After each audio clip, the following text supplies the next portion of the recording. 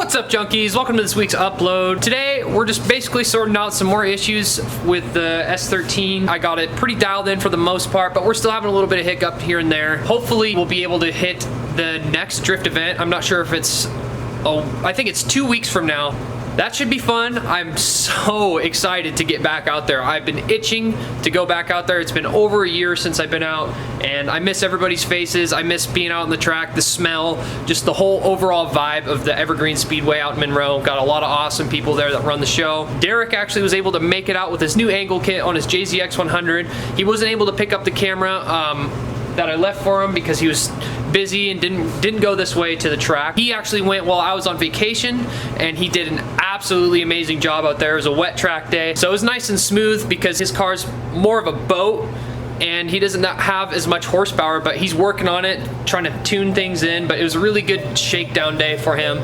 He actually did film a couple clips. Enjoy those clips. I'll throw them in right now.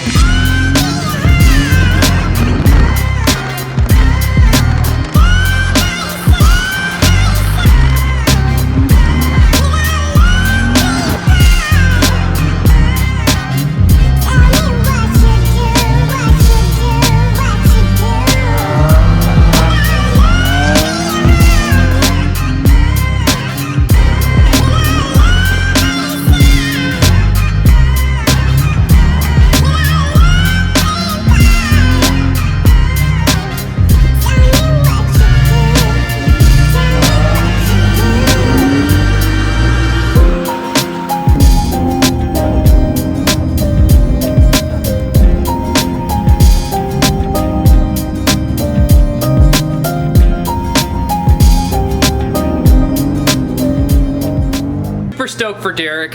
Thing looks amazing, and it looks like it's driving amazing as well with that new angle kit that we installed. I do have a few ideas on what's going on with the 240. Just the steering just feels sloppy, loose, and just a little bit unpredictable right now.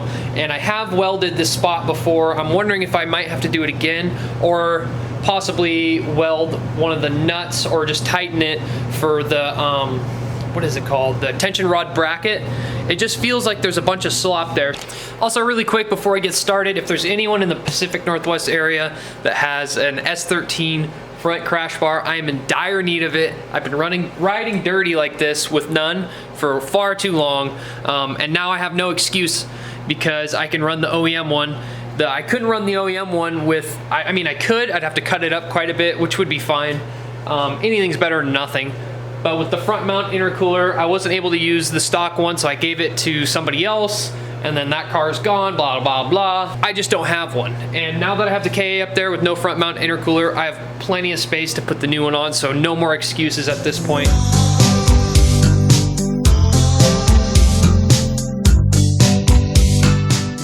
So the part in question here that I was thinking I might need to weld because it's been welded before, and it's actually a pretty common issue on S13s, I think, that these, I don't know what you want to call it, the lower radiator support, I guess, it is tack welded to each frame rail there, and it actually had broken off on this side. As you can see, it's got a nice nasty gap there, and it's been welded before, but exactly right there, you can see it's cracked, and it's got a pretty big gap, and that can really throw off the steering on the car, because that's exactly where the tension rod bracket bolts up.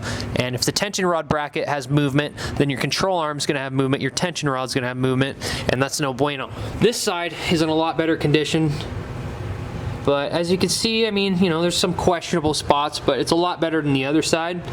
And then also where the tension rod brackets bolt up, there's a tack welded nut on the inside of the frame rail. That's why I have those ghetto looking holes in the side of the frame rail, because a lot of the time the tack will break loose, and you need to drill a hole and get in there. Either that needs to be tightened up, because I basically have tightened everything else I can think of possibly, and so after that I'm just going to be replacing bushings and ball joints like I was telling you guys, and the tie rods, because everything's pretty worn and old at this point.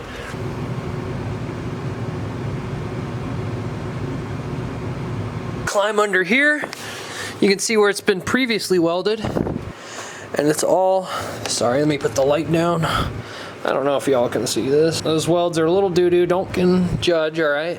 But it's cracked all the way through. and that's cracked as well. This nut right here, these are the ones I was talking about that come factory tack welded. I went to just go tighten it and it was spinning freely. So I'll probably weld that, tack weld that back. And there's no other way to get to it other than to drill in like that. So once I tighten that and butter up some welds here and up here, hopefully we'll be back in business and the steering will feel better.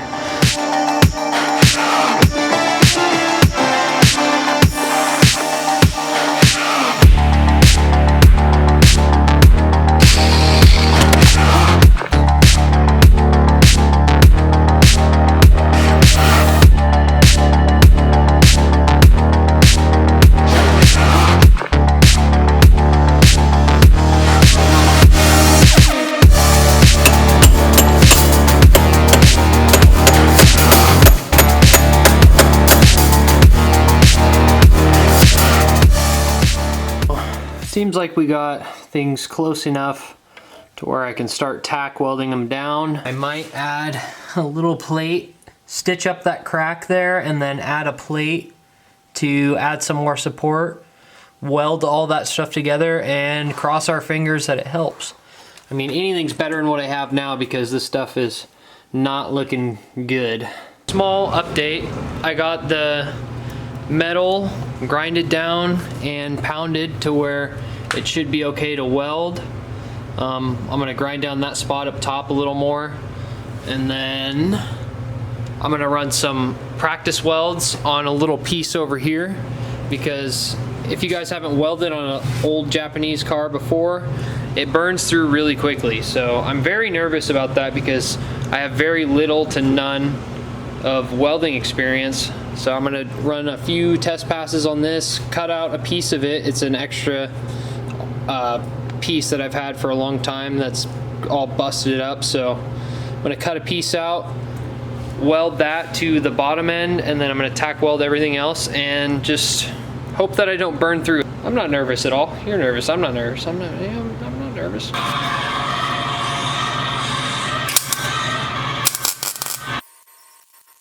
Okay, we've been practicing for quite some time now. I just filmed the last part so I could show you guys. These holes are already there, so don't mind them. But I believe I got the wire speed and the gas and everything set at a good setting for this really thin metal. That's what I just did. I mean, it's not perfect, but as long as it holds, I'm happy. And that's the best I've gotten so far.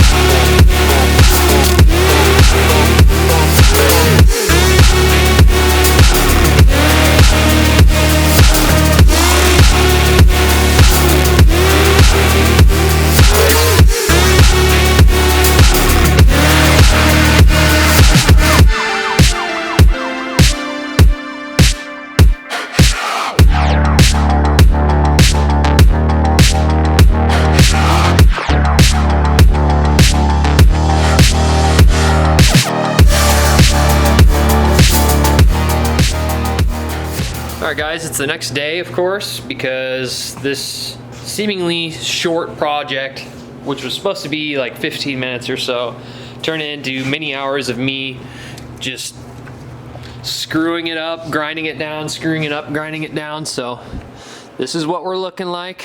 I'm not a welder. I am definitely not a welder. It looks like crap, but I figured if I keep going, I'll just make it worse. So yeah, we're gonna finish up the bottom part and then spray a little paint on there so it doesn't rust and see how it goes. Well, my hair's a mess because of the helmet and stuff, but you know, it's done. I'm definitely not stoked on the way it turned out, but I'm not even gonna show it on camera. I'm pretty disappointed.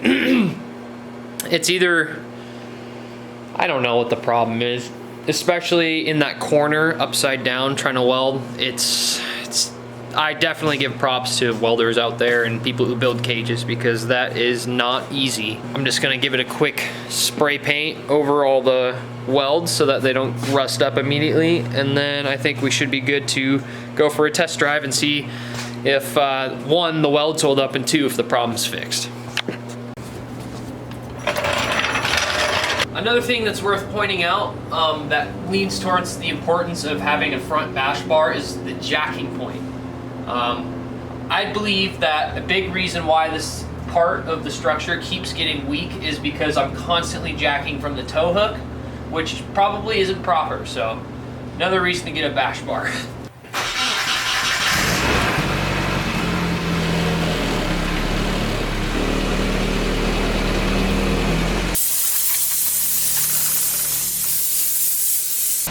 It's a nice Rust-Oleum there.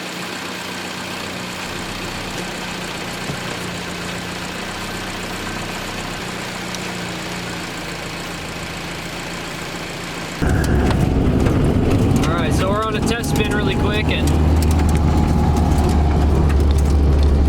it doesn't really feel much different, so I'm not sure if that was the issue or if I just wasn't able to fix it with the welds that I have. So, honestly, I want to say it's just because these front coilovers are just so ass, because it makes the car just drive completely different and not in a good way. Not much else I can do other than buy new coilovers and just keep throwing money at it, which right now I can't afford to do, so we'll just keep grinding away and chipping at things and just knocking everything off the list until we figure out what the primary issue may be. I mean, it's not the worst thing in the world, but yeah, that's my transmission you hear, which is another issue that I'm facing. So I don't know how much time this transmission has either. Yeah, like the wheel is just every time you hit a bump, it's kind of centered now, but yeah, the thing is just all over the place. I'm just gonna go ahead and end the video off right here. I also have one more thing I'll probably do before next event, is the OEM mass airflow sensor that my buddy Austin gave me. So shout out to Austin, I appreciate you so much. It was good seeing you, man. And he also gave me this really cool Nismo unopened in the box plate cover, which I probably won't use because you guys know I got the one that covers my plate. And I feel like my car just isn't nice enough to have something cool like that. So I'm gonna save that for a future time, or it'll just be an ornament in the garage. Appreciate everybody who tunes in and watches the videos. I'm sorry if they're a little bit boring and redundant at this point because we're not drifting, but I promise you it'll be worth the wait. And I appreciate you for sticking around, supporting. Thank you to all the new subscribers that tuned in from Instagram, TikTok, wherever you found me. I appreciate it, and we'll see you